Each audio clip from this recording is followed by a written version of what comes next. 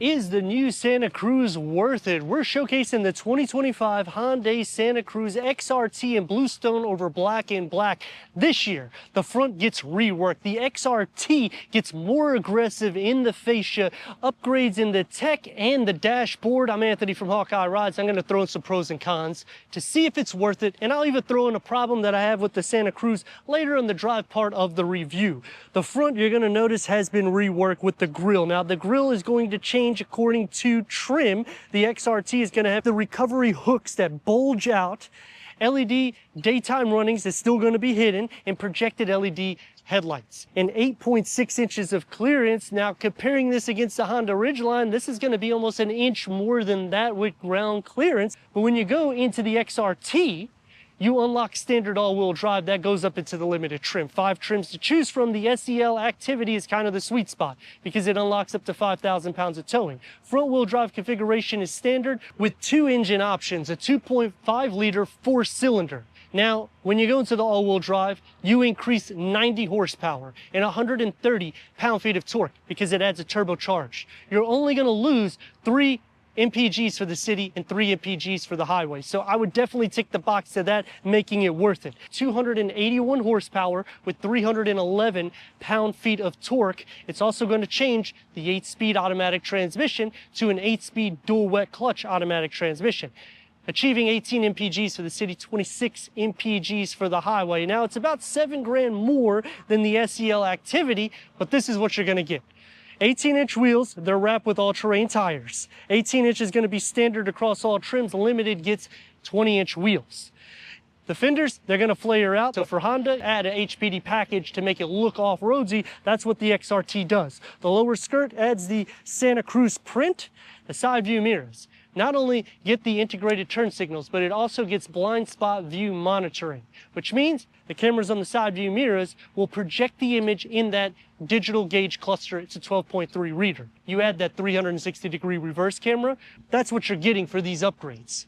Plus 220 pounds you can put on top of these roof rails. You can't do that with Honda. Now, if you go into Toyota, it's going to be a little bit more rugged, but then the price, you can literally buy like a his and her when you start going up the tier. As for Nissan, you're going to be spending at least $5,000 to $10,000 to get something that's basically like this. I mean, a 4-foot bed is really the problem that lies because they just did the updates and they didn't change any configuration. You can only get that size bed, but then you're still unlocking the same potential as Honda with 1,411 pounds for a payload.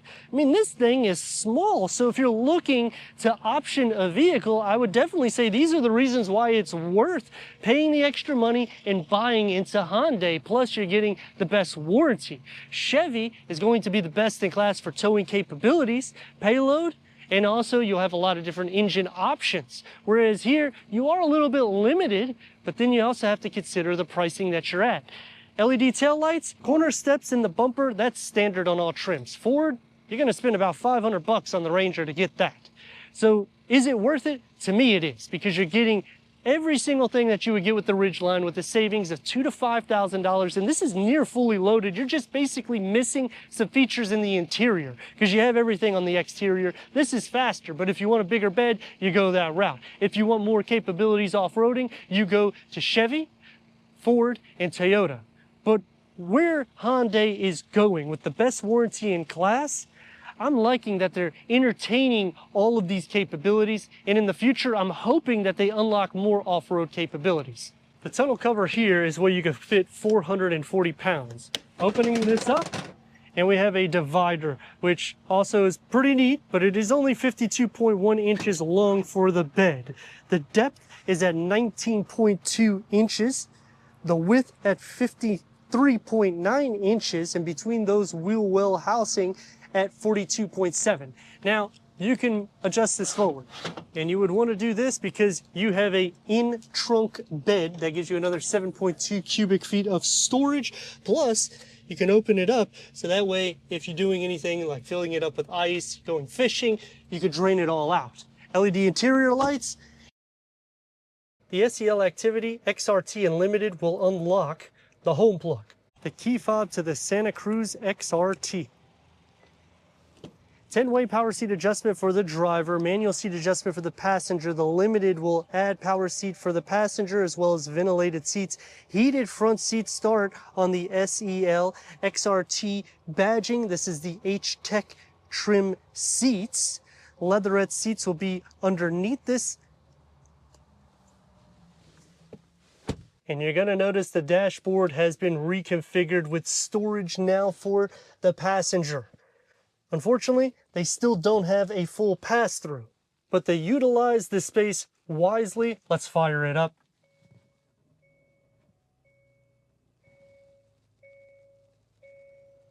The screen configuration is going to look like it is in the dash, so I do like that. It is more driver focused. The XRT gets the navigation, wireless Apple CarPlay, wireless Android Auto, Sirius XM, AM, FM, streaming Bluetooth audio, and you don't have to do everything here.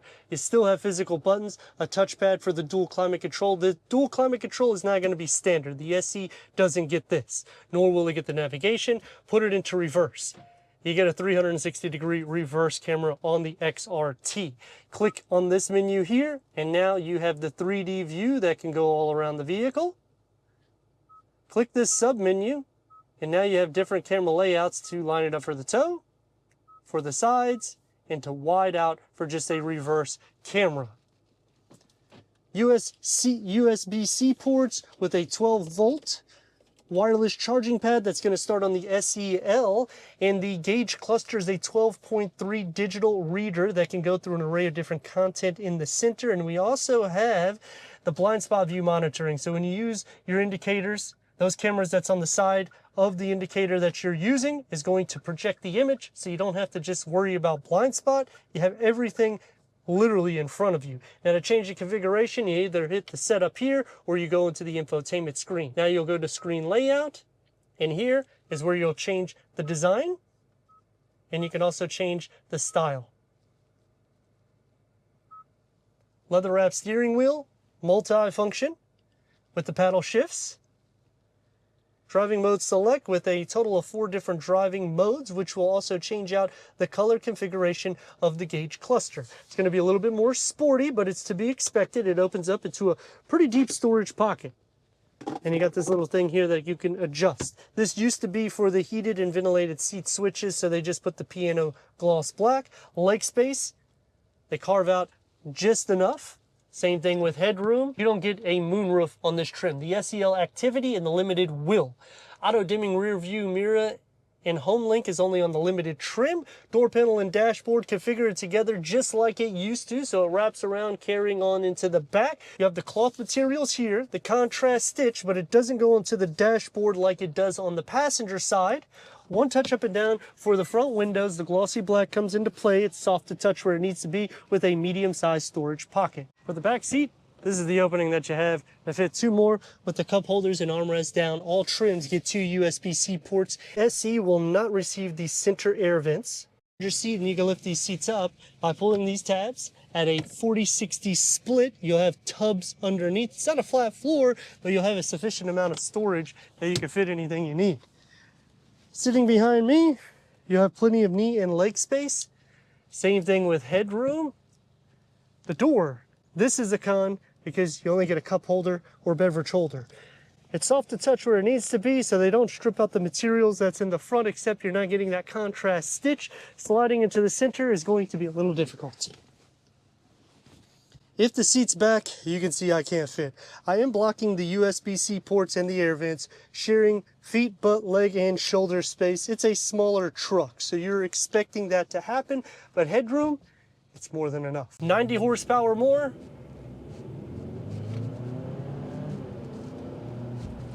And 130 pound-feet of torque more. That's what adds with this turbocharged engine, giving us 281 horsepower.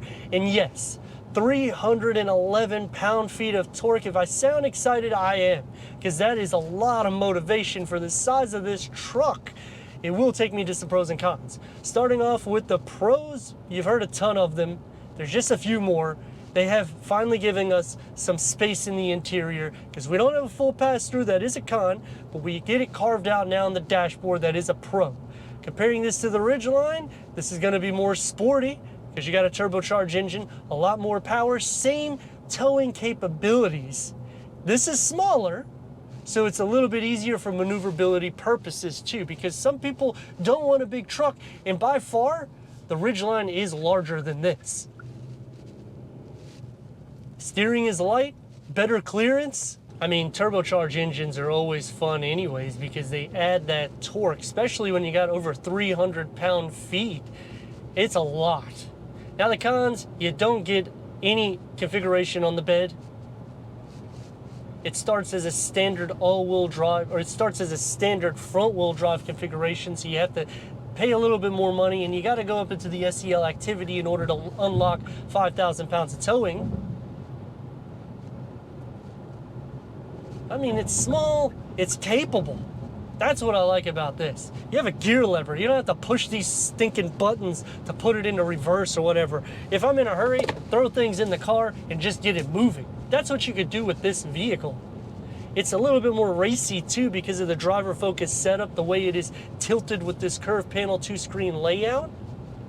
Now, obviously in the back seat, you're gonna lose a lot of space, and the SE does not give you the air vents, which I don't know why they don't give that to you, considering they're giving you the corner steps for the rear. It is noisy. You do feel a lot of the imperfections, but these are all-terrain tires. It's to be expected. 18-inch wheels is across the board, except for the Limited that gets 20-inch wheels. The only reason why I would go to the Limited is because I'm getting the ventilated seats, I'm getting the digital rear view mirror. There's just a few things that would push me to that route. Braking. I mean, everything has just hit the back seat. It feels light whether you're mashing on the brake or rock and roll.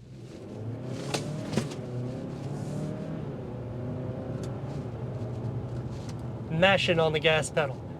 I mean, overall, there is just a lot of reasons why I would say this vehicle is definitely worth it. I personally would buy one. 5-year warranty comes standard. You're not getting that with any trucks. Nissan used to give you a great warranty when it went to the Titan. They've discontinued that vehicle. The Frontier is not going to have the same amenities as this. It's going to be larger. It also feels a little bit bigger. This feels small, so the capabilities makes me feel that I can get a lot more done, especially if I'm trying to get my feet wet with a pickup truck. Now, going into the problem, like I said on the exterior, they did some updates to the grille and the interior dash, the technology, new steering wheel, but they didn't give us a bigger bed.